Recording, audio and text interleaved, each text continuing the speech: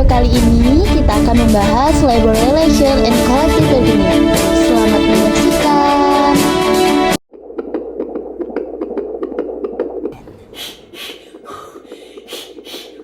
She took the full maternity leave.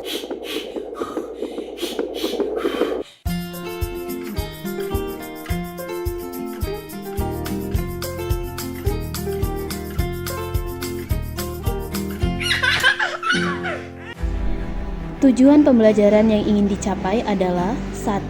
Dapat memberikan sejarah singkat tentang gerakan buruh Amerika. 2. Dapat mendiskusikan fitur utama dari setidaknya 3 undang-undang ketenagakerjaan utama. 3. Dapat memberikan contoh hal-hal yang dapat diharapkan selama upaya pengorganisasian serikat pekerja dan pemilihan umum. 4. Dapat menjelaskan 5 cara untuk kalah dalam pemilihan NLRB. 5. Dapat memberikan contoh tawar-menawar yang tidak beritikat baik. 6. Dapat mengembangkan prosedur pengaduan. Mari kita simak penjelasannya. Gerakan buruh adalah perjuangan kolektif kaum buruh untuk mewakili dan mengampanyekan kondisi dan perlakuan pekerja yang baik. Perjuangan buruh seringkali fokus pada isu-isu menaikkan standar upah minimum dan kepastian kerja, perampasan lahan, dan pengalihan fungsi lahan untuk pembangunan. Gerakan buruh. Serikat pekerja tetap berpengaruh di Amerika Serikat dengan hampir 15 juta pekerja tergabung. Tingkat keanggotaan serikat pekerja bervariasi di seluruh negara bagian. Serikat pekerja berkontribusi positif dalam beberapa sektor seperti perawatan kesehatan. Alasan mengapa pekerja berorganisasi adalah: yang pertama, faktor ekonomi, gaji dan tunjangan lebih baik bagi pekerja serikat. Yang kedua, perlindungan dari tindakan manajemen sewenang-wenang, moral rendah dan ketidakpastian pekerjaan. Apa yang diinginkan serikat pekerja? 2 tujuan utama, keamanan serikat dan peningkatan kondisi kerja. Jenis keamanan meliputi closed shop, union shop, agensi shop, dan lain-lain. Serikat pekerja dan hukum. Serikat pekerja adalah organisasi yang memperjuangkan hak buruh. Landasan hukum serikat pekerja antara lain Undang-Undang Norris LaGuardia tahun 1932, yaitu melindungi hak karyawan untuk berunding kolektif tanpa campur tangan. Kedua, membatasi kemampuan pengadilan untuk mengeluarkan perintah penghentian. Selanjutnya, Undang-Undang Wagner 1935, yaitu memperkuat perlindungan bagi serikat pekerja, membentuk Badan Hubungan Perburuhan Nasional, melarang praktik ketenagakerjaan tidak adil oleh penguasa.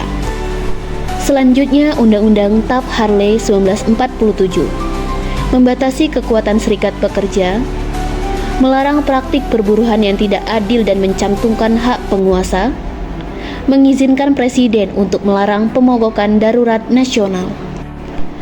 Selanjutnya, Undang-Undang Landrum-Griffin 1959, yaitu melindungi anggota serikat dari penyalahgunaan internal serikat, mengatur pemilihan pengurus serikat dan memperluas tindakan ilegal oleh pengusaha. Gerakan serikat pekerja dan pemilu. Langkah pertama, kontak awal. Langkah awal adalah menentukan minat karyawan membentuk panitia. Kontak biasanya di luar pekerjaan, tapi bisa saat istirahat di tempat kerja. Pentingnya kontak awal yaitu untuk membangun kesadaran pekerja, mengukur dukungan untuk pembentukan serikat. Langkah kedua, memperoleh kartu otorisasi. Langkah berikut untuk penyelenggara serikat pekerja adalah meminta karyawan agar menandatangani kartu otorisasi. Langkah ketiga, mengadakan sidang. Jika pemberi kerja ingin menentang hak serikat pekerja, ia dapat meminta sidang untuk menentukan masalah tersebut. Langkah keempat, kampanye. Selama kampanye serikat pekerja akan menekankan bahwa mereka akan mencegah ketidakadilan, membuat sistem pengaduan dan meningkatkan upah. Langkah kelima, pemilihan. Pemilihan berlangsung dalam waktu 30 hingga 60 hari setelah NLRB mengeluarkan keputusan dan arahan pemilihan. Proses perundingan bersama dengan keterlibatan pihak ketiga. Dengan mediasi, pihak ketiga yang netral mencoba membantu para pelaku utama dalam mencapai kesepakatan. Arbitrase adalah intervensi pihak ketiga yang paling definitif, karena arbiter memiliki wewenang untuk menentukan dan mendiktekan ketentuan penyelesaian. Berbagai badan publik dan profesional menyediakan arbiter dan mediator, misalnya American Arbitration Association. Pemogokan.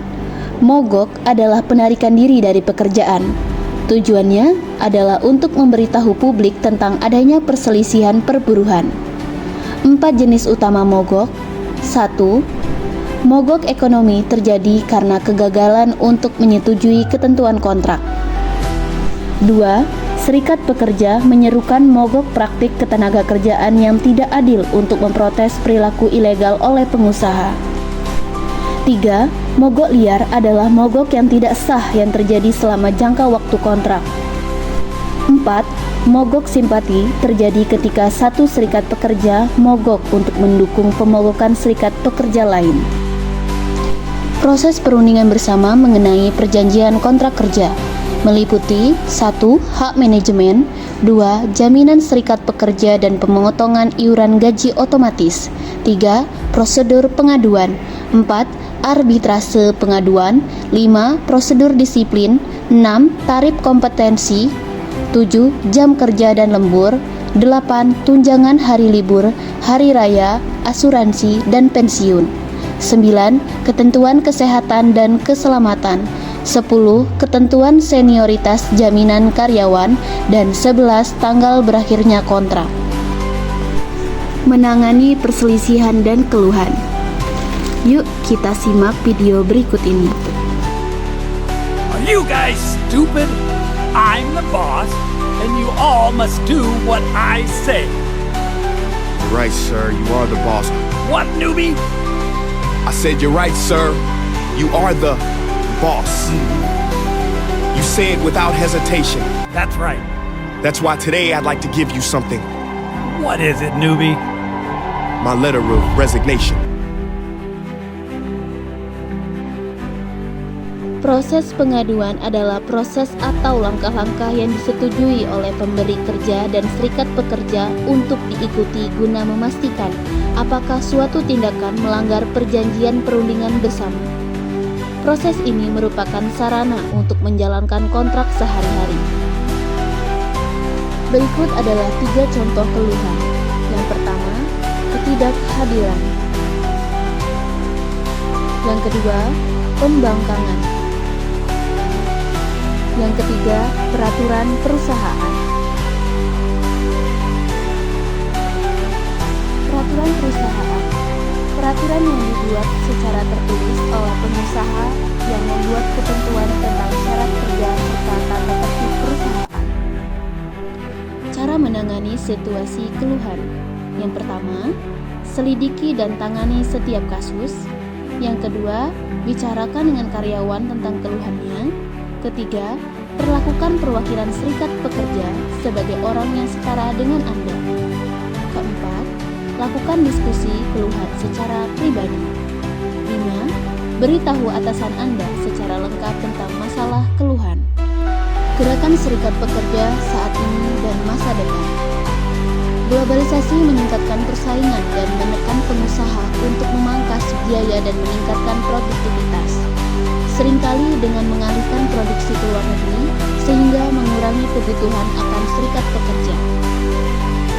Efeknya adalah PHK permanen ratusan ribu anggota serikat pekerja, penutupan permanen pabrik perusahaan, relokasi perusahaan ke lingkungan non-serikat pekerja, baik di Amerika Serikat maupun di luar negeri, dan merger serta akuisisi yang menghilangkan pekerjaan serikat pekerja dan mempengaruhi perjanjian tawar-menawar kolektif.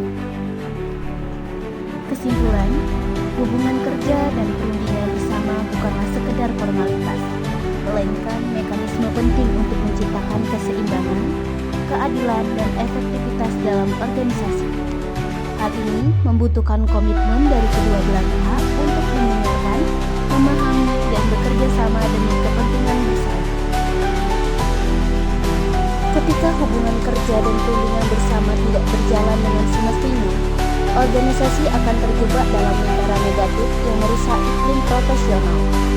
Jika kondisi ini dibiarkan berkelanjutan, organisasi beresiko menghadapi konsekuensi serius, penurunan kinerja, potensi gugatan hukum, dan bahkan kemungkinan terburuk berupa demonstrasi atau mogok kerja yang dapat melumpuhkan seluruh sistem operasional.